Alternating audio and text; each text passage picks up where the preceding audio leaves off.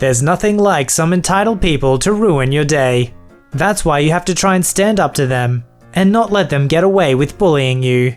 This bouncer is just working his job when he encounters an entitled teenager who not only breaks the law, but insists the bouncer lets them get away with it. After an unexpected health scare in a restaurant, an entitled couple try to use the chaos to their advantage. You might get annoyed when you hear the silly demands they make. And our fan-submitted story. An entitled parent tries to bully an employee to get a discount. What does this employee do in response? You'll only find out by watching this episode of VoiceyHere's Entitled Parents. This story was called Give Me Back My Fake ID. Years ago, I used to work as a bouncer in a few different bars. This one bar in particular was located inside of a hotel that's about 50 yards away from a police station. That becomes somewhat relevant later. It was also one of those bars, much to my disappointment the entire time I worked there, that allowed kids under the age of 21 inside, provided we marked the back of their hands with a large X to indicate to the bartenders that they were underage and not allowed to drink.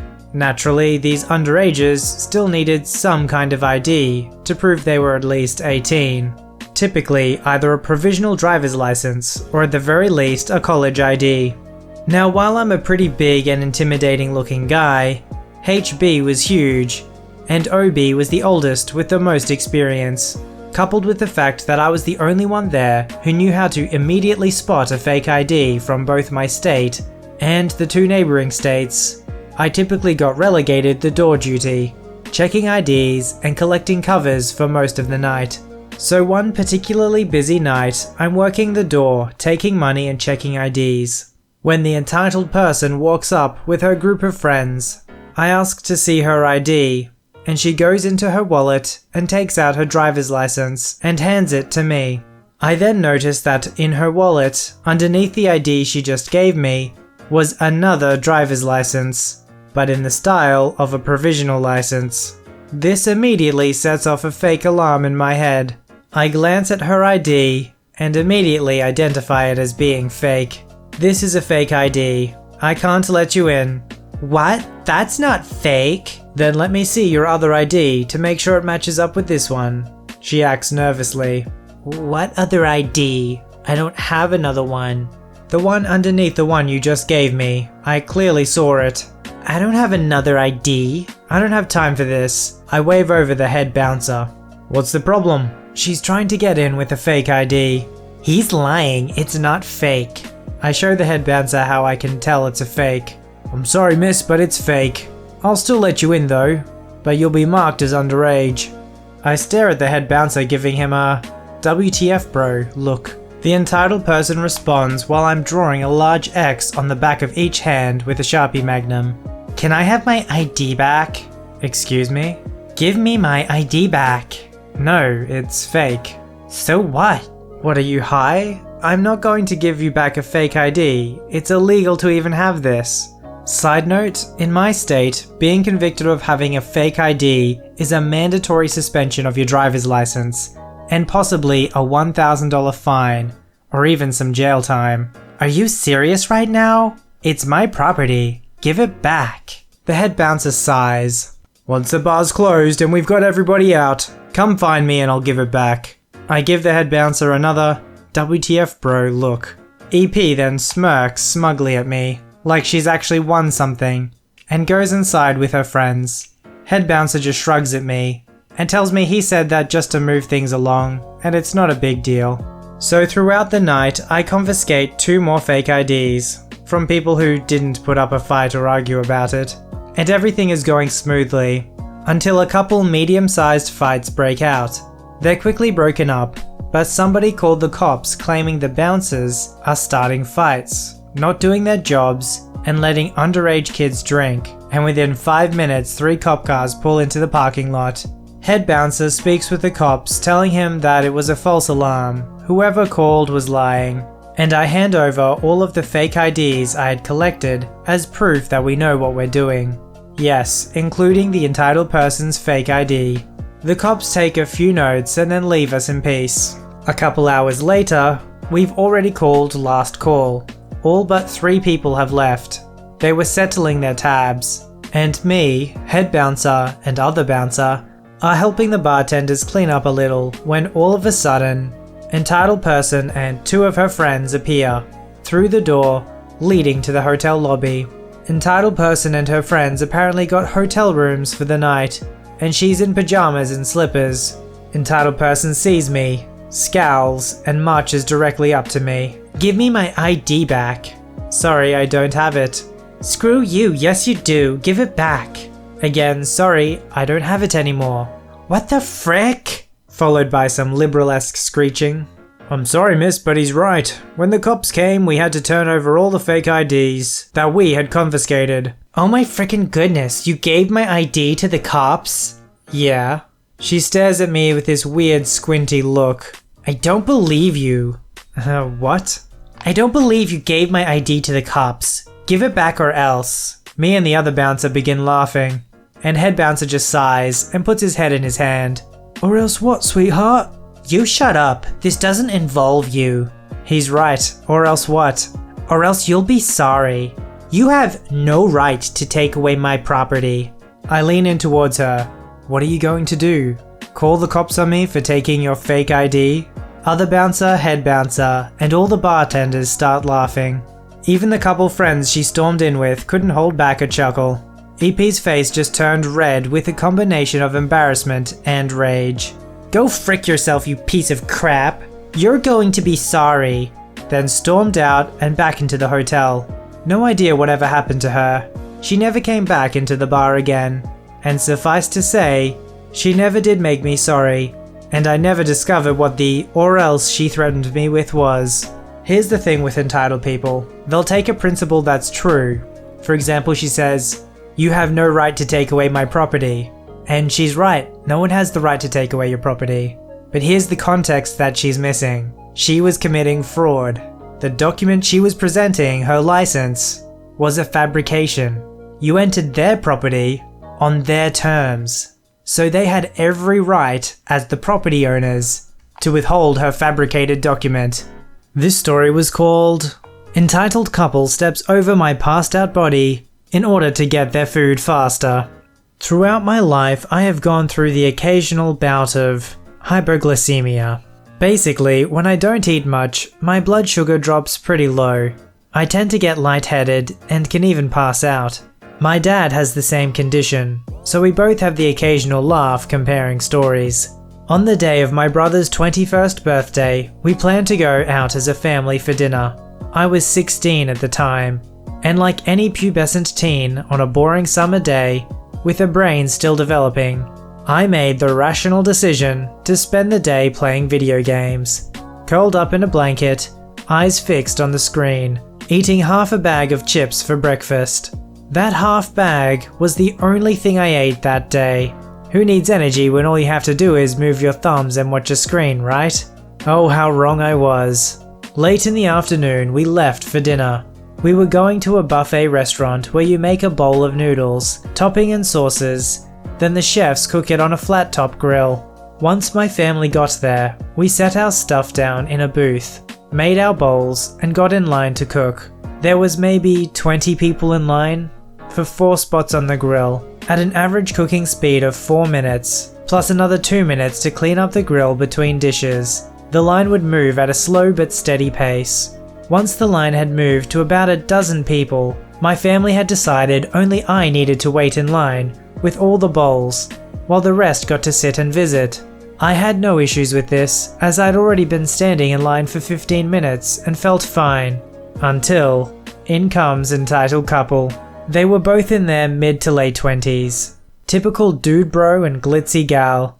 They walked in, talking loudly, brushing past people without saying excuse me, generally disrupting the quiet family atmosphere. Most of the patrons had turned to watch them, with disapproving looks and shaking heads. EC gets in line behind me with bowls filled well past the brim with anything and everything they could get their hands on. They had noodles and sauce dripping everywhere, making more of a mess that the staff would have to deal with. I'm not very confrontational, so I simply tried my best to give the occasional disapproving glare, which flew right over their too rich and hot to care attitudes. Anyway, the line started to move again, at which point I could start to feel the heat and steam billowing out from the cooking grills. It wasn't blistering, but it would certainly make you break out in sweat, as if things could get worse. My body reached a tipping point, and Mr. Blood Sugar had squeezed out all he could from a day on an empty stomach, and a half bag of chips. My ears started to ring. The world seemed to turn green and pink. I felt like I was leaning forward and swaying like Michael Jackson in Smooth Criminal. From what little willpower I had left, I set the bowls down on the buffet counter next to the line and asked for water. The last thing I remember is the entitled couple looking at me, sway around, sweating, face pale, and start stifling laughter. Bam! I fell forward and hit my forehead on the edge of the buffet counter where I had set our dishes. I reeled backward and collapsed against the half wall separating the line, hitting my head yet again. When I woke up, my mum and what I guessed to be the manager were sitting over me, looking extremely concerned. "Hey sleepyhead, you fell pretty hard there." "Are you okay? Do you need an ambulance?" I think I just need some water." The manager offered Mountain Dew instead, recognizing that I was experiencing hypoglycemia, and the boost of sugar would help me get up. He even graciously waited with my mum while I regained my senses. While we were talking, entitled couple steps over my body to get their food prepped faster. They dripped sauce over my legs. "Thanks. We'll get your food up right to the front and get it cooked right away." My head was hurting, but I managed to give a smile and thanked him, as my mum helped me get over to our booth. As we got settled down, I looked over to see none other than the entitled couple trying to get the attention of the manager. Excuse me," she says, waving her arms in front of the manager. "Yes, something I can help you with?" "We're ready for our food to be cooked." Dude Bro hands the manager their dishes and waits expectantly for him to take it up to be cooked. "I'm sorry, but you'll have to wait in line for your dish to be cooked." Dude Bro looks confused and mad. "You're supposed to take our meals to the grill and cook them." So they were in line, and yet they thought someone would whisk their dishes from their hands and present it to the chefs? "I'm sorry, sir. Again, you have to wait in line for your turn." "But you took his food and cooked that right away." She points her pink claw finger at me, sitting with an ice pack on my head and a Mountain Dew in hand. "He fell unconscious and could have needed an ambulance. Did you pass out on the floor?" Dude Bro looks at him flabbergasted and starts spewing the "Staff here is terrible. How dare you treat customers like this? You need to compensate us our meals for being so bad at your job." BS that we all know and love to hate. Before the glitzy gal can start to double team this guy, the manager firmly but calmly stops them. "If you do not leave the premises right now, I will have you removed forcibly. You are no longer welcome back at this restaurant. Goodbye." They rolled their eyes and threw their mixed bowls into one of the buffet trays, spraying noodles everywhere. They quickly stormed off, never to be seen again. Our delicious meals were dropped off by the manager, who again asked how I was doing. I had mostly recovered at this point, and had 2 big goose eggs forming on either side of my head. "If there's anything you need, just let me know. We just want to make sure you're okay." As we're getting ready to pay, the manager waved his hand and told us the meal was free. He exchanged numbers with my mum in case my situation changed. Later that night, after his shift was over, Hero Manager called. He was off duty, and still making sure I wasn't suffering from a concussion or dead. My brother got some books and outdoor equipment for his birthday, and I got a free Mountain Dew and some noodles. Mum didn't have to pay for meals. All in all, pretty nice, despite the throbbing head. So many of these situations always come back down to the golden rule. Just treat people how you would like to be treated. And I don't know, maybe it's a stretch, but I can imagine that if you passed out on the ground, you probably wouldn't want somebody stepping over you with sauce from their noodles like dripping on your legs. This fan-submitted story was called "Entitled Woman Asks Me to Lie to Let Her Kid In Free." I work for an escape room located in North Oklahoma City, and stories like this one I'm about to share are a dime a dozen. I have plenty. If you don't know what escape rooms are, it basically runs like this. Your group picks one of several scenarios we offer. Your group gets led into whatever scenario it is that was chosen, and the group has 1 hour to solve all the puzzles, clues, riddles and such in order to escape the room. There are age restrictions which will be explained later. This happened to me early March. Buckle up. I work as a lobby host. Lobby host means I'm up front checking in groups that are scheduled to play, answering questions guests have about our games and establishment, answering the phones, etc. Monday to Wednesday is usually the slowest time of the week booking wise, since we see a majority of our games typically book during the weekend, and the mall we are located in is not the busiest one on the side of the city. On slow nights, I don't have game masters on the clock, so if a group comes in as a walk-in game, I usually can't put them in a game immediately. I have to call someone to come up to the store and run the game. This was a Monday night, and there were no games booked. The mall was practically empty. I was in the lobby listening to YouTube videos and playing Microsoft Solitaire. Don't judge me. In walks a group of 6. 2 children in tow, an 8-year-old and an 11-year-old. There was a woman, the 2 younger kids, and 3 men of varying ages. I couldn't really tell who belonged to who, so we'll mainly refer to the ones who did any talking to me in the situation. We had the entitled woman, the entitled man 2, young kid, and of course, yours truly. I greet them as I usually greet guests. Hi there, how can I? The entitled woman at the front of this group cuts me off. We want to do this. She was quite rude. Oh, okay, that's fine. Though I will let you know since nothing was booked tonight, I'll have to call someone up here to run a game, so it'll be about an hour before you can play. What if we want to play now? At this point I can see the young kid swinging the entitled woman's arm and bouncing excitedly. Well, I'll have to see who can get up here the fastest, but I don't have anyone up here right this moment to run games. Cool. How much is it? Looking very pleased with herself. For a group of 6, it'll be $156.35. She glares at me like she wants me to check my math. A group of 6 runs $23.99 plus tax. Are there any discounts? I could use the code from the website that gives you 10% for playing on a weekday. I make the changes in the computer. What's 10% off, like $2? The adults laugh. That brings it down to $140.72. That's hardly any discount.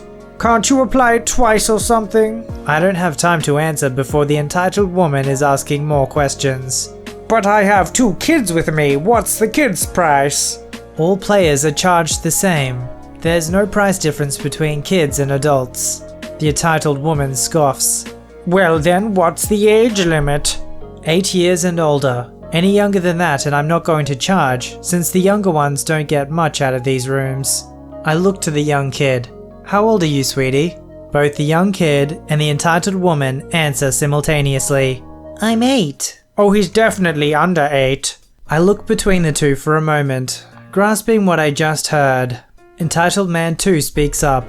But he's 8, so he gets in for free, right? Entitled woman turns around and glares at entitled man 2. No, 8 is the cutoff. 8 and older are regularly charged players. The entitled woman now glaring at me. How about a law enforcement discount? I'm sorry ma'am, but I don't have that to offer. Can't you make it any cheaper? I'm sorry, I don't have any other discount codes available. Entitled woman steps to the desk and is less than 3 inches away from my face. Entitled woman seems to be about 5'1" or so, and since I'm sitting down, she's eye level with me. I'm 5'7", and admittedly a thick girl. This is important in a moment. Look, he really wants to play, and I said we could. Can't you just pretend he's 7 and not charge him? I stand up. Entitled woman's smug smile drops, now looking like she knows she's effed up. I fix her with a piercing look that has seen through some bullcrap. No ma'am, I cannot do that. They all turn and leave. Entitled woman shoving her way through the rest of the group to get away from me. If you'd like your story to be narrated by me, don't forget to visit the subreddit r/VoiceyHere, link below. Don't forget to like this video and subscribe if you'd like to see more. Alright, I'll see you in the next one.